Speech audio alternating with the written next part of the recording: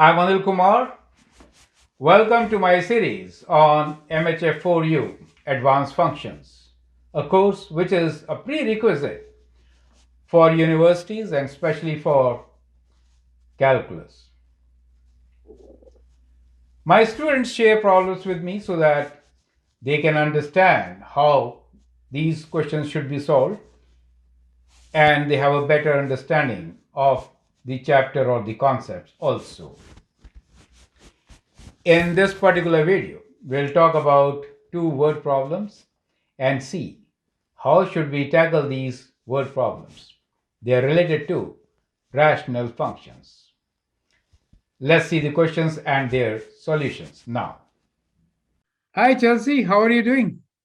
I'm good. How are you, sir? Very good, very good. So today, what do you want to do?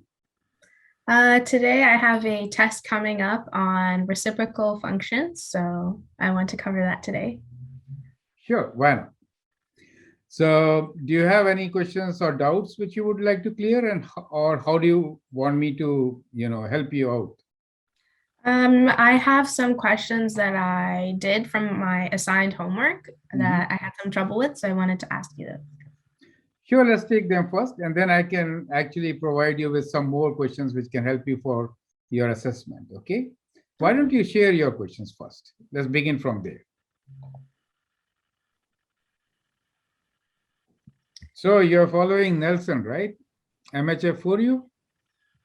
Yes. So the first question is question number 12. Okay. Question number 12. Can you please read the question? Yeah. Polluted water flows into a pond.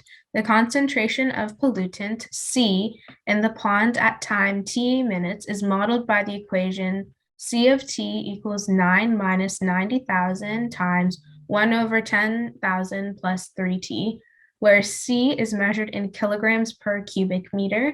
Part A is, when will the concentration of pollutant in the pond reach 6 kilograms per meter cubed? And B is, what will happen to the concentration of pollutant over time? So I was able to get the answer to part A, but I did not know how to do part B. Okay. So first, share your answer with part A. So you want to find concentration, when will it reach 6 kg per meter cube? How did you find that? So the first thing I did was I added the equals 6 to the equation that was given. And then I had the equation negative 6 plus 9 equals negative 90,000 times 1 over 10,000 plus 3t.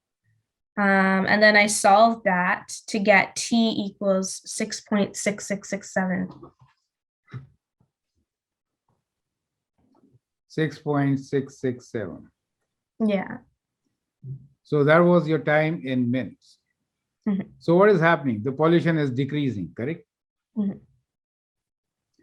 So ultimately, see, if that is the process, 90,000 divided by 10,000, if t is very large, let us say, in that case, what will happen to this? If t is very large, then the number will get smaller because it's 1 over a large number, right? 1 over very large number, correct. So when you plugged in, so this number will be very small. So how do you think the graph will be for this particular function? Will it decrease? Yes, because it is 90 minus something, right? So when t is 0, at that time, you're doing 9 minus 90,000 over 10,000, which is 0, right? So at t equals to 0, if you see, at t equals to 0, if you plug in t equals to 0, what do you get C of 0 as? C of 0 will be 9 minus 90,000. Let's try to understand how do we get the solution. Is it okay? So we have 10,000 here plus 0, right? Because I've substituted t as 0, correct? Yeah. So this basically is equal to 9 minus 9, which is 0. You get the idea. So you're starting with pollution of 0. Do you see that? At t equals to 0, there is no pollution. Now, gradually, it is getting polluted. Correct? So, if t is very large, in that case, you're not subtracting anything, right? So, you saw that when t was equal to, let us say 6.7, the pollution level, that is C, at 6.7 became 6 kg, right? Per meter cube. Is it okay? So with time, it is increasing. Pollution is increasing with time, correct? Right. Now, what happens when t approaches infinitely large values? Let me put this: t is approaching infinitely large value, right? In that case, C will approach what? C is going to approach a value which will be 9 minus 90,000 times 1 over very large value. Do you see that? So it is going to approach 9 because anything divided by a very large value will be 0, correct? Right. So you're approaching a value of 9. So if you look at the scale, let's sketch a graph for this. So we have the pollution C with respect to time here, and this is time for us, correct? So initially, it is no pollution according to this particular equation, right? However, it is increasing, and it is going to approach a value which is 9. So 9 is going to be our horizontal asymptote. You get the idea? Correct? You already found one value on this curve, which is kind of like this, 6.7. You got a value of 6. That is 0 for you. Do you understand how you can explain it? Yeah. So at t goes to 0, the pollution level is almost 0. Then it's get polluted, and the pollution is very fast, so it is increasing, but at the most, it is going to go to 9 kg per meter cube as per this given model. Is it okay? Yeah. So we'll say this will be our horizontal asymptote. So it'll approach 9 kg per meter cube, as shown in this particular graph. And that is how you could explain.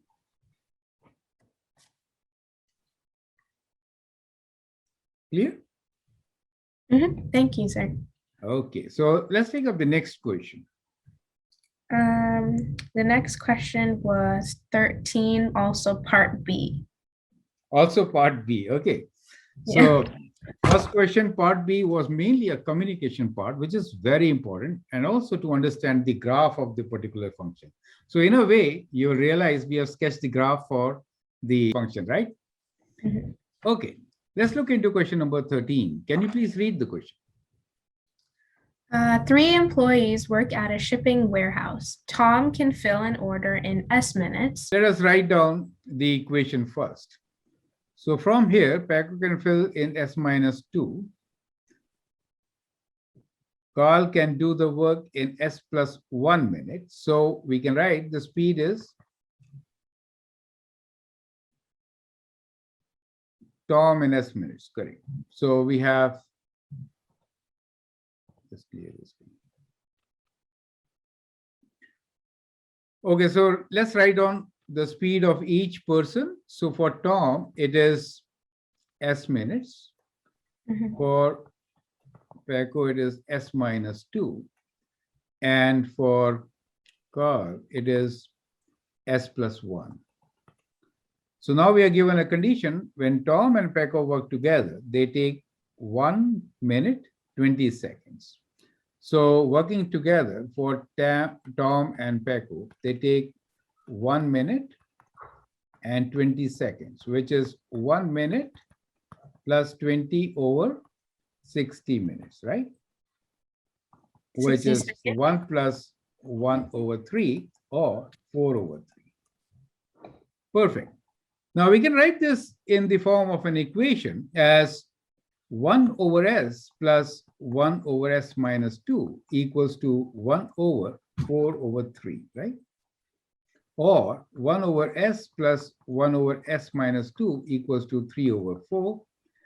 We can actually cross multiply and solve it, right? Did you solve and get the answer? Yes. What was the value of s? 4. S is 4. So I'll just check the answer, okay? So solve, and what you get is 4, okay? Let me check it. So 1 over 4 plus 1 over 4 minus 2. Let's check how much this is, right? 1 over 4 plus 1 over 2. That gives you 4 remainder, 1 plus denominator, 1 plus 2, which is 3 over 4, correct? So which is correct. So your answer 4 is correct. So we know the speeds for each person. This is 4. This is 4 minus 2 as 2. And this is 4 plus 1, which is 5. Is that clear to you now? Yeah. Now let's do part B. Part B is how long would all three of them working together take to fill? Of course, they will take much lesser time. And that should be how much? 1 over 4 plus 1 over 2 plus 1 over 5. That is all. Yes. So let's take the common denominator, which is how much? 20, right? And add them up. So this is 5 plus 10 plus 4. So that gives us 19 over 20. And that is the time in minutes.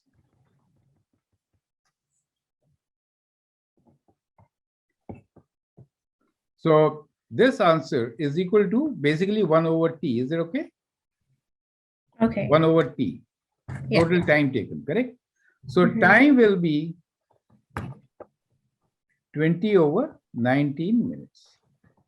So you can say 1 minute and few seconds. Is that okay? To convert that to minutes and seconds. Yeah. So we had to find like the reciprocal, right? That's why you flipped it. Yes, because that was 1 over t. Very important to understand. Let me just highlight this portion. So it is 1 over t. So this was 1 over t equals to this. So the time is 1 minute and 1 over 19 times 60 seconds. Is that okay? Yes. So Sorry, 19 why? is approximately 20. You can say 3, right? 3 seconds. 1 minute, 3 seconds. You can say approximately 1 minute and 3 seconds. Okay. Yeah, very important. As you said, it was 1 over t. So that we have to flip it to get the right answer. So is this absolutely clear to you? Yes. One question, sir. Yeah, ask. You want that? Why did you multiply by 60 seconds again? Oh, to convert the minutes to seconds. So we got the time. Let me rewrite this, correct? So time was 20 over 19. So 20 over 19 gives me 1 over 19 minutes, right? Right. So I converted this 1 over 19 minutes into seconds by multiplying it by 60. Oh, okay. Yeah, so it is 1 minute plus 1 over 19 times 60 seconds. Is that okay now? Yeah. That's perfect. Any other question for you? So that means you have worked a lot. You solved all these questions without any problems, right? Only these are your doubts? Yeah. That's very good. That's very good. Question number 9. Can you please read it? The equation f of t equals 5t over t squared plus 3t plus 2 models the bacteria count in thousands for a sample of tap water that is left to sit over time, t in days. The equation g of t equals 5t over t squared plus 9 models the bacteria count in thousands for a sample of pond water that is also left to sit over several days. In both models, t is greater than 0. Will the bacteria count for the tap water sample ever exceed the bacteria count for the pond water? Justify your answer. Correct. So it's an inequality which you have to solve. Correct. Mhm. So we are given two functions. So we're saying first function f of t models bacteria count in thousands. Remember that both are in thousands. That's good. For a Yeah. sample of water, tap water, and g of t is bacteria count in pond water. The question is, will bacteria count for the tap water sample ever exceed? So we basically want to solve this equation. What is this value? Is that clear to you? Yeah. Because the tap water is f of t. So that's the inequality which you need to solve. So let's see how do we solve this inequality. So we have 5 over 5t over t square plus 3t plus 2. We want to see whether it is greater than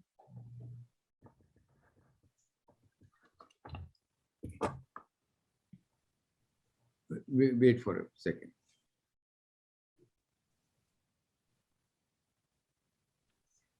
We want to see if it is greater than 15t over t square plus 9. So I think you can factor the left hand side. So it gives you 5t over, so 2 times 1. So it is t plus 2 times t plus 1. Bring this term to the left hand side. It's an inequality. So we can bring it to the left hand side. So we get 15t over t square plus 9. And we want that to be greater than 0. Is that clear to you? Yes. Yeah. Remember one thing, that in this particular case, t is greater than equal to 0, right? So t is positive. T is not negative.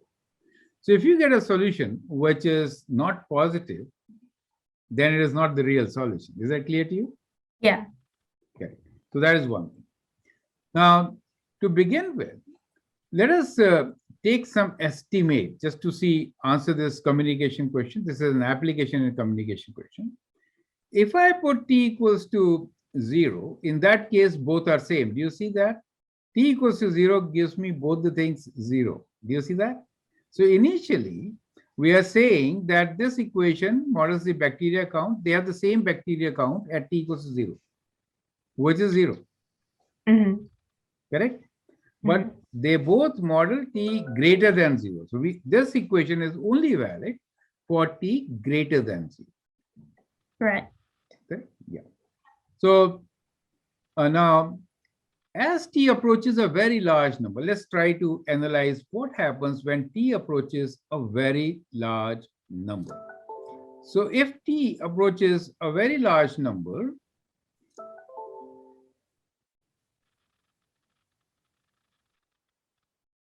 both of them will approach what? See, denominator is of higher degree than numerator. So that means that the horizontal asymptote is 0, correct? Mhm. So for a very large number, they're actually approaching 0. Okay. Now, let's try to solve this. So we'll take a common denominator, which is product of all these. I'll write this as t square plus 9 times t plus 2 times t plus 1. Multiply them.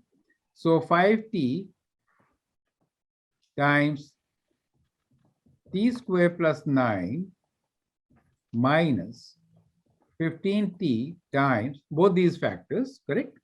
Yeah. Which is, I'll write the standard form. That'll be better because we have to expand, right? T square plus 3t plus 2.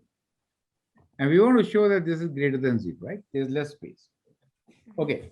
Since t is greater than 0, so we know that t is greater than 0, right? So that means t is positive, correct? Yes. So we can divide both these sides by 5t. Is it okay? Why are we doing that?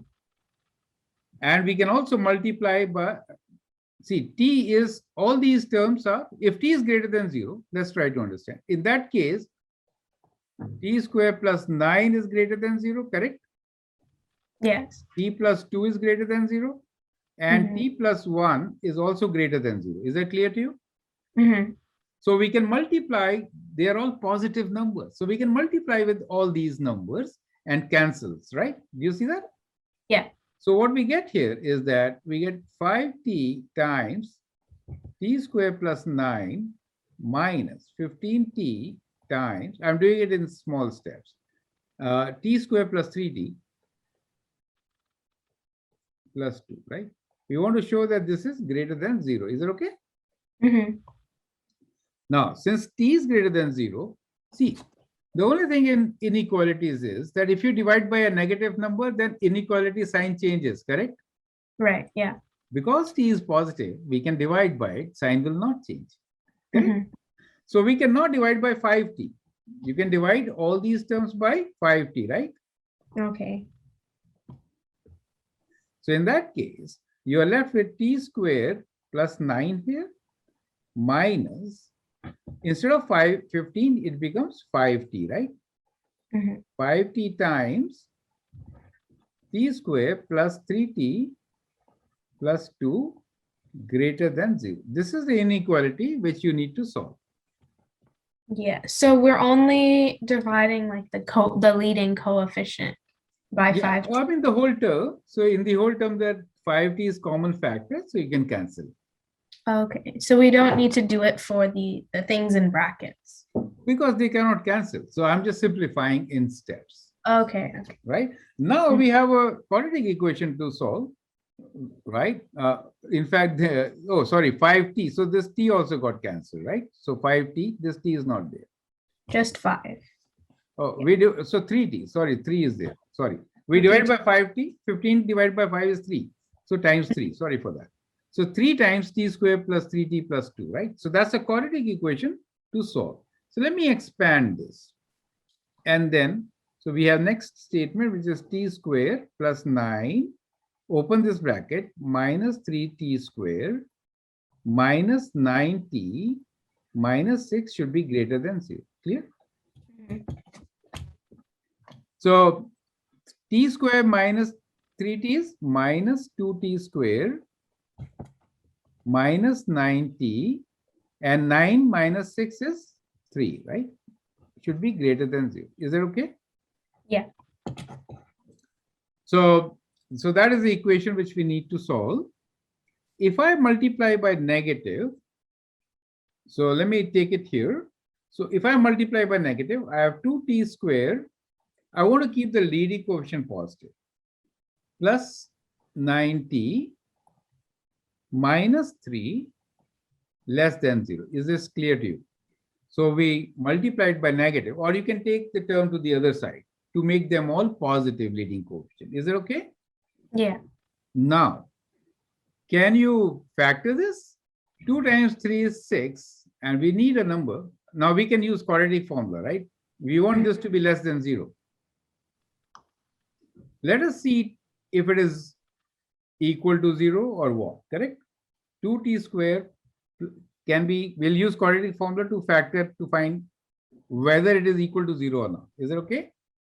Okay. So find factors. So t equals to minus b, which is 9, plus or minus square root of 9 square, which is 81, minus 4ac, minus becomes positive, 4 times 2, 8, 8 times 3 is 24, square root, divided by 2 times a, which is 4. So I've used the quadratic formula, which is x equals to minus b plus minus square root b square minus 4ac over 2a. Is that clear to you? Yeah. Can you use the calculator and find the value? T equals to minus 9 plus minus within square root 81 plus 24. What do you get?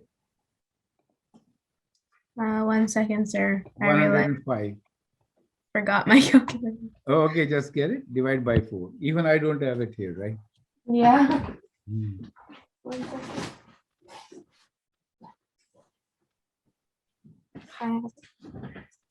So we are looking for square root of 105.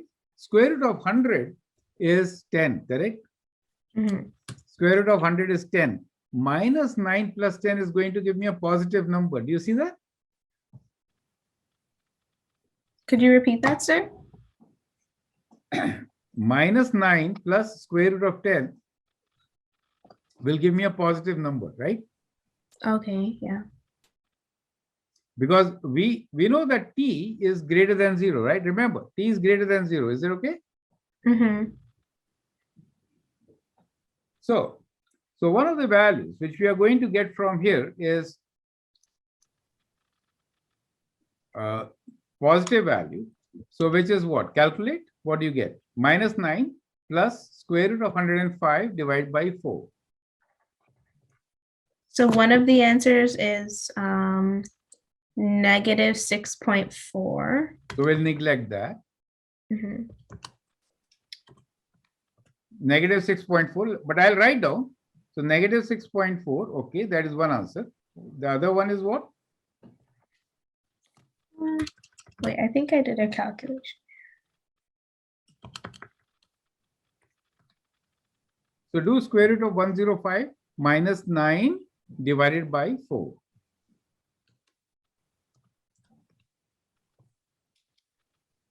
So one answer is 0.3. Yes. Yeah. We do have an answer which is very close to 0, which is 0.3, right? Mhm. So the value of t, so we have two zeros here, right? Which one of them is not counted. However, this is a quadratic equation. If you sketch this quadratic equation, it will be a parabola of this kind. Do you see that? Yeah. And you get two values. One is 0.3, right? Correct? Mhm. Our graph is only valid for t, which is positive. Is it okay? Yeah. So say 0, right? But you can see that within this interval, the first 0.3, the units are in which unit? What is time in? Mhm. T in days. Days, yeah. Days. So 0.3 days. For the first 0.3 days, f of t is greater than g of t. Because we got a valid answer, 0.3. Mhm. You get the idea? So this inequality is true only for a very short duration of time, and that is 0.3 days. Okay. So you can say in hours, so 0.3 times 24. You see that? So many hours, it is the pollution for number of bacteria count in the tap water is more than the bacteria count in the pond. Okay. Yeah. So that is what we have. So it in first 0.3 days, you can convert to hours, right? 0.3 into 24 hours, correct? So which is 7.2, let's say 7 hours. The pollution, I say bacteria count in tap water is more than that in the pond water. You get the idea? Yeah. That's a very small duration, but the statement you can justify now that yes, it exceeds, but for a very short period of time. So approximately 7 hours. Is that okay? Mhm. 7.2 hours.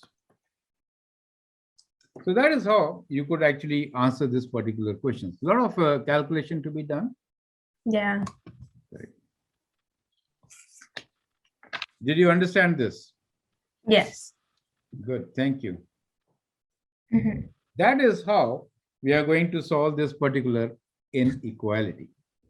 Is this clear to you? Yes. Any other questions? No. Perfect. So we'll end the class here. Can you please summarize your learnings? So today we went over how to solve word problems in reciprocal functions. So yeah, we did that. And then we also went over how to use the chart method to find inequalities in reciprocal. Perfect. Yeah. So these are three different types of inequalities. You are actually doing rational functions. This is extended. we have absolute value of x over x minus 4 to be greater than 1, right? I'll share this a blank screen. So the question was, can you tell me what was the question? Absolute value of? X over x minus 4 is greater than 1. Greater than equal to 1. Greater than equal to 1, right? So this is an absolute function. We will first analyze when is this function positive and when is this function negative. Is it okay? Yes. So you know it has a 0 at x equals to 0, right? And it is undefined. So we say vertical asymptote at x equals to 4, correct? Yeah. We are just talking about the function which is x over x minus 4. Is it okay? Yes. Perfect. So let's analyze in an interval. So we have x equals to 0 and x equals to 4. Now, let's take test points in the intervals defined. So there are 3 intervals. So in the first one, we'll take an -1. Here in between, we can take a value 2. Here we take 5. And we are taking the 2 factors, x and x minus 4. So for -1, it is negative. For these 2, it is positive. But when we do x minus 4, in that case, this negative and this is positive. Clear? Yes. So we get positive in this interval, negative in this interval, and positive in that interval. Perfect. So what you realize is the given function is negative between 0 to 4. Correct? So if I kind of sketch this graph,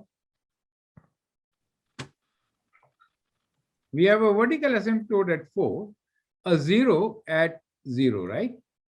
So this function is basically between 4 and 0, it is negative.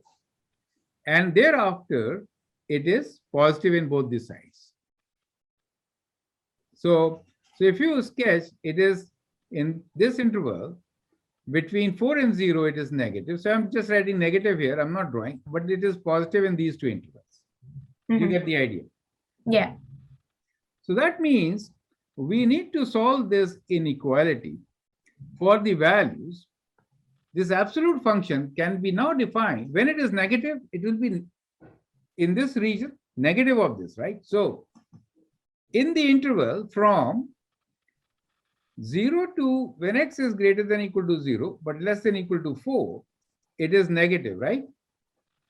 So this absolute function will be defined as minus of x over x minus 4. Because it will become positive, right? Why is it minus? X, why is it minus x? Because it's an absolute value. So let's try to sketch this function. So x over x minus 4 means we have a horizontal asymptote at 1, correct? Yeah. Okay. Now, so we know that it is positive in this side, so it is kind of like this. Is that okay now? This is at 1. Is it okay? Yeah. We have seen that it is negative in this portion, so the graph has to be like this. Is it okay? Yes. Clear? Perfect. Now you realize this is the graph of x over x minus 4, correct? Now if I do absolute value of this, then what happens? If I do absolute value of this, the negative portion becomes positive. So this goes like this. Do you see that? Right, yeah. So therefore, now, when you look at this particular inequality, clearly it is greater than equal to 1 in 2 regions, right? So in this region, right? So we have to figure out when is it 1. Do you see that? Yes. And of course, x is not equal to 4, that we know. So one of the solution definitely is that x is greater than 4. It is always greater than 1. That portion is clear. Is that okay? Yes. We have to now work on the interval between 0 to 4 when this value is negative, between 0 to 4, which I'm trying to do. Is it okay? This should be greater than equal to 1. Is that clear to you? Yes. So that is what we need to solve. Can you solve this now? We know x is positive. Yeah. So we need to now solve this inequality, correct? So we'll bring 1 to this side and then we'll solve. So I'm now using this space. So we have minus x over, rather we'll bring that to the other side, right? So I'll say 0 is greater than equal to x over x minus 4 plus 1. Is this clear? We'll solve this. 0 is greater than equal to x minus 4 in the denominator, x plus x minus 4, correct? So we have 0. So now I'll remove this page, clear this away. Is this all clear to you? Yeah. So note this inequality. We are going to solve this now, which is 2x minus 4 over x minus 4, right? So we are saying 0 is greater than equal to 2x minus 4 over x minus 4. This is what we have to solve. Is it okay? So I'm clearing the screen, redoing. So you want to prove that 0 is greater than equal to 2x minus 4 over x minus 4. Perfect? And we are working with, in which domain? X value is between 4 and 0. Is it clear? Yeah. 0 included. 0 included, correct? Okay. So let's try to. We already have got one solution, that x is greater than 4 is a solution, correct? Yeah. Now, the other part of the solution we are trying to figure out. Let me also sketch the small portion graph for our reference. That is our graph.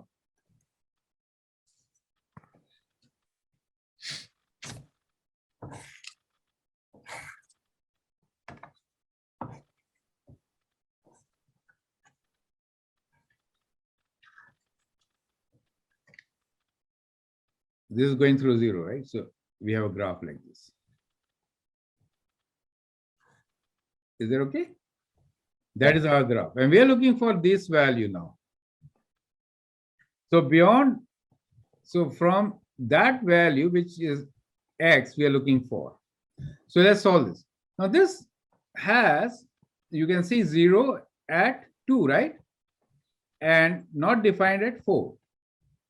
So this is your 0. And this is your vertical asymptote, correct?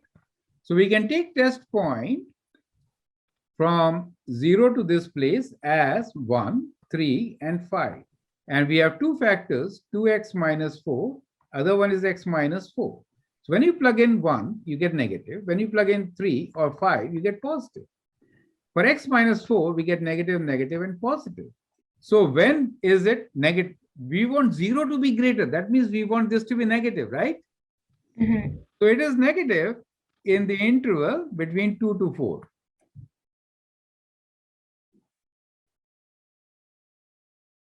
Is it okay? So this inequality is true between 2 to 4. And therefore, we get our solution. That means this point is 2, right? So our answer is the x value is from including 2, but not including 4. And the other one is from 4 to infinitely large value. Is that clear to you? That is how we are going to solve this particular inequality. Is this clear to you? Yes. Any other questions? No. Perfect. So we'll end the class here. Can you please summarize your learnings? So today we went over how to solve word problems in reciprocal functions. So yeah, we did that. And then we also went over how to use the chart method to find inequalities in reciprocal functions. And the absolute function inequality was very interesting chart. You know how to sketch a rational function. The negative part becomes positive. Do you see that? And that's why we analyze that quotient between 2 and 4, 0 and 4, to find the point 2, which was the point where it equal to 1, correct? And Yeah. so we got our solution. That's very critical to understand. So I hope that helps. All the best for your exam or test. See you soon. Thank you. Thank you. Thank you. So I hope you understand and appreciate the solution. The whole idea is that whenever you have rate involved in a question, it could lead to a rational function, just as we saw in these examples. So the time taken will be less if you could do faster. So what I'm trying to say here is that there is inverse relationship between the two. Also, one important thing which you must have noticed is 1 over t was on the right hand side of the equation. The question wanted to tell you how much time will be required. So you have to do the reciprocal of what you got to get the time, because what you found was 1 over t.